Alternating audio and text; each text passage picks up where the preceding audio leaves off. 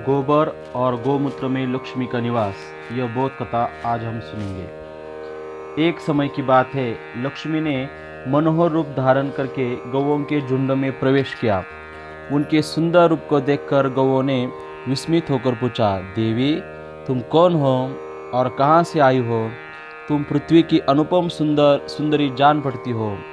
हम लोग तुम्हारा रूप वैभव देखकर अत्यंत आश्चर्य में पड़ गई है, इसलिए तुम्हारा परिचय जानना चाहती है। सुंदरी, सच सच बताओ, तुम कौन हो और कहाँ जाओगी? लक्ष्मी ने कहा, गौओं, तुम्हारा कल्याण हो। मैं इस जगत में लक्ष्मी के नाम से प्रसिद्ध हूँ। सारा जगत मेरी कामना करता है। मैंने दैत्यों को छोड़ दिया, इससे वे सदा के लिए नष्ट हो गए और मेरे ही आश्रय में रहने के कारण इंद्र, सूर्य, चंद्रमा, विष्णु, वरुण तथा अग्नि आदि देवता सदा आनंद भोग रहे हैं। देवताओं और ऋषियों को मेरे ही शरण में आने से सिद्धि मिलती है। जिनके शरीर में मैं प्रवेश करती नहीं, वे सर्वथा नष्ट हो जाते हैं। धर्म, अर्थ और काम मेरा सहयोग होने पर भी सुख दे सकते हैं। सुखदायिनी गवो, ऐसा ही मेरा प्रभाव है। अब मैं तुम्हारे शरीर में सदा निवास करना चाहती हूँ और इसके लिए स्वयं ही तुम्हारे पास आकर प्रार्थना करती हूँ। तुम लोग मेरा आश्रय पाकर श्री संपन्न हो जाओ। गौ ने कहा, देवी तुम बड़ी चंचला हो, कहीं भी स्थिर होकर नहीं रहती। इसके सिवा तुम्हारा बहुतों के साथ एक सा संबंध है, इसलिए हमको तुम्हारी इच्छा नहीं है। तुम्हारा कल्याण हो। हमारा शरीर तो यो ही हृष्ट पुष्ट और सुंदर है। हमें तुमसे क्या काम? तुम्हारी जहाँ इच्छा हो चले जाओ। तुमने हमसे बातचीत की, इतने से हम अपने को कृतार्थ मानते हैं। लक्ष्मी ने कहा, गौ तुम यह क्या कहती हो? मैं दुर्लभ और सती हूँ, फिर भी तुम मुझे स्वीकार नहीं करती। इसका क्या कारण है? आज मुझे मालूम हुआ कि बिना बुलाए किसी के पास जाने से अनादर होता है। यह कहावत अक्षरशः सत्य है।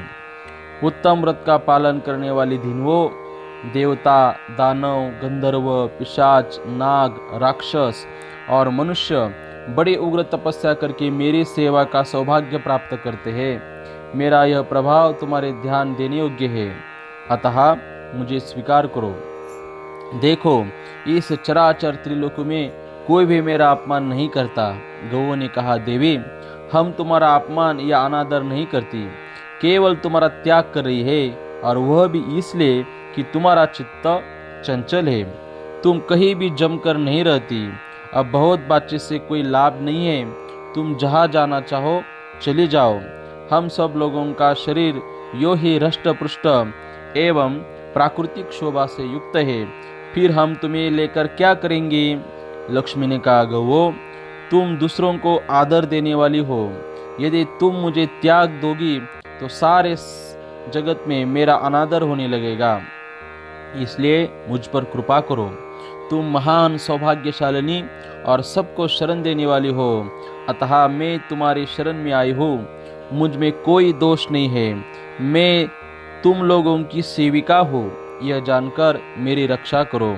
मुझे अपनाओ। मैं तुमसे सम्मान चाहती हूँ। तुम लोग सदा सबका कल्याण करने वाली पुण्यमयी, पवित्र और सौभाग्यवती हो। मुझे आज्ञा दो, मैं तुम्हारे शरीर के किस भाग में निवास करूं?